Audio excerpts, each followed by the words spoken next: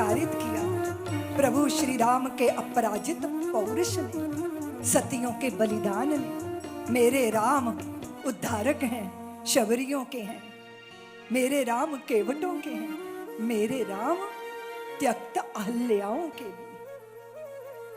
गुरुदेव, ये कैसी शिला, ये कैसी नीरवता, ये कैसी चुप्पी है गुरुदेव, ये कैसा मौन है, हृदय को क्षुब्ध कर देने वाला मौन, ये कैसा आश्रम है गुरुदेव।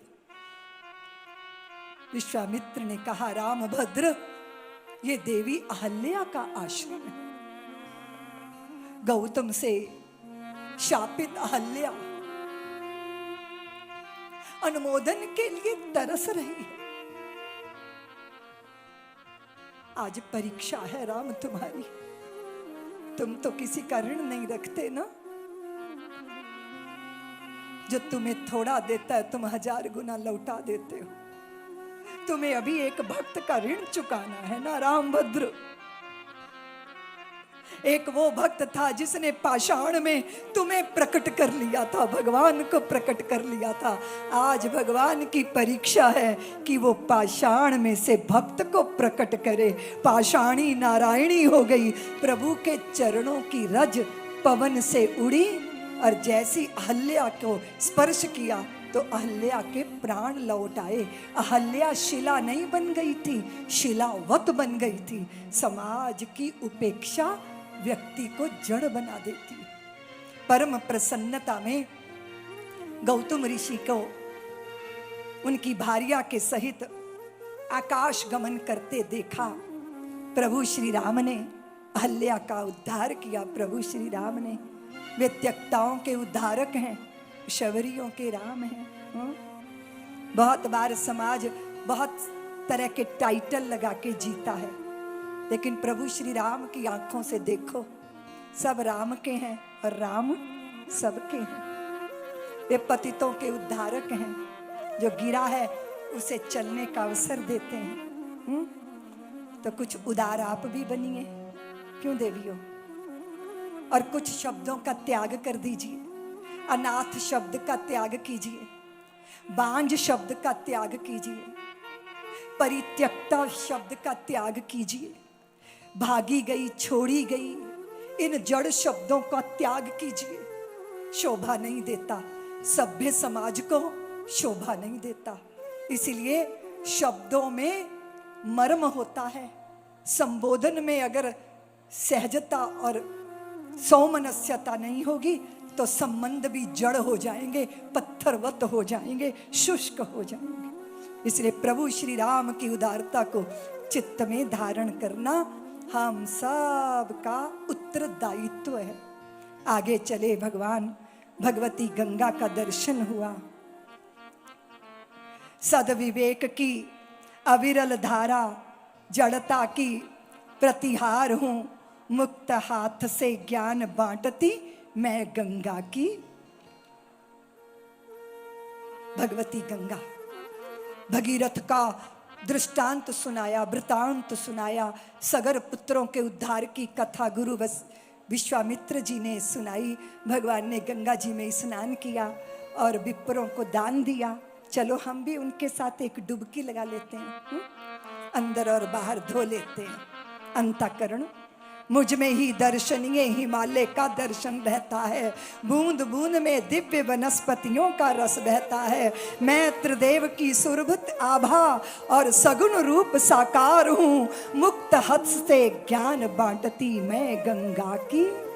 वे भी मानव थे तप करके मुझे धरती पर लाए, ये भी मानव है मेरे जीवन को नरक बनाए। सावधान मानव, मैं भारत माता का श्रृंगार हूँ, मुक्त हाथ से ज्ञान बांटती मैं गंगा की धार हूँ। मेरी निर्मलता पवित्रता धरती का सौभाग्य है, मौलिकता की विकृति मानो मानव का दुर्भाग्य है। सहज रखोगे सहज रहूंगी, वरना मैं संघार हूँ, मुक्त हाथ से ज्ञान बांटती मैं गंगा की धार। चलते हैं गंगा मैया की शरण में, चलते हैं। बोलिए गंगा मैया की जय।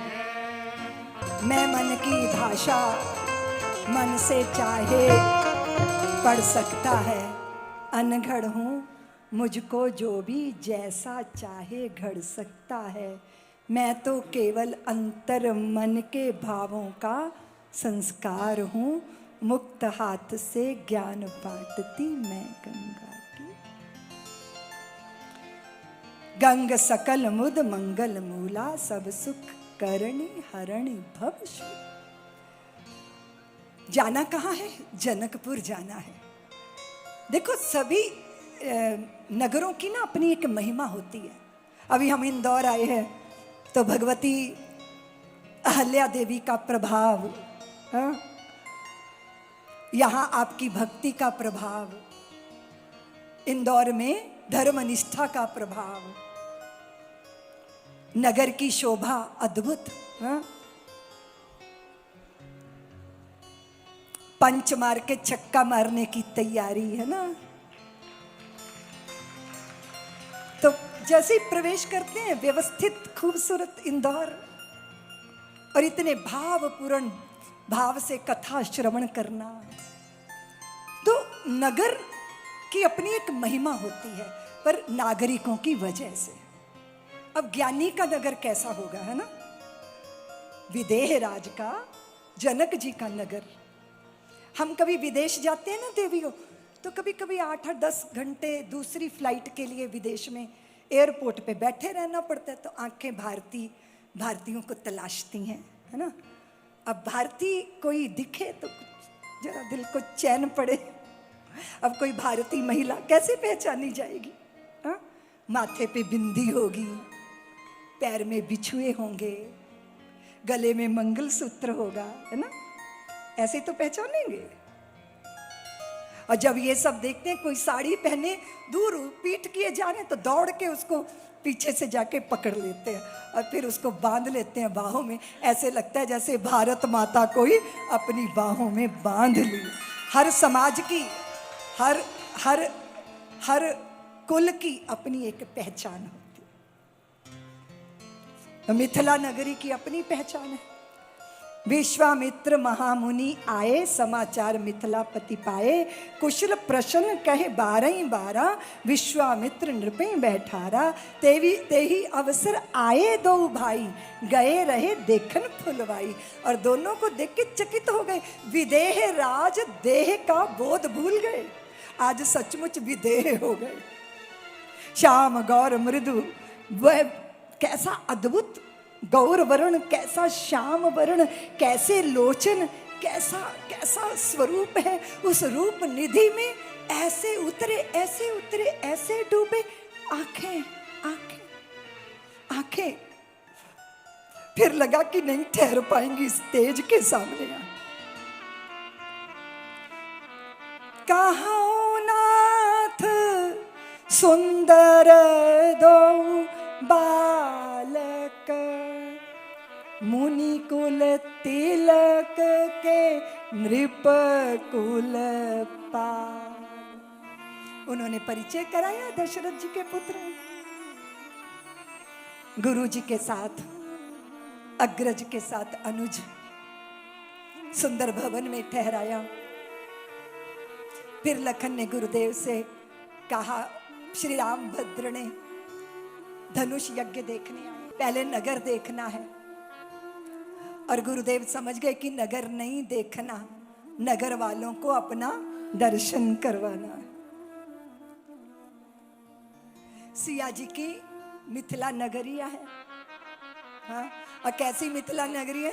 जो सारे वृक्षों पे बैठे हुए पंछी सियाजू सियाजू सियाजू सियाजू सियाजू के गीत गा रहे हैं। ठाकुर के साथ चलते हैं हम। सब्सक्राइब करें साध्वी ऋतंभरा जी के YouTube चैनल को, और हमारे वीडियोस को सबसे पहले देखने के लिए बेल आइकन को दबाना ना भूलें।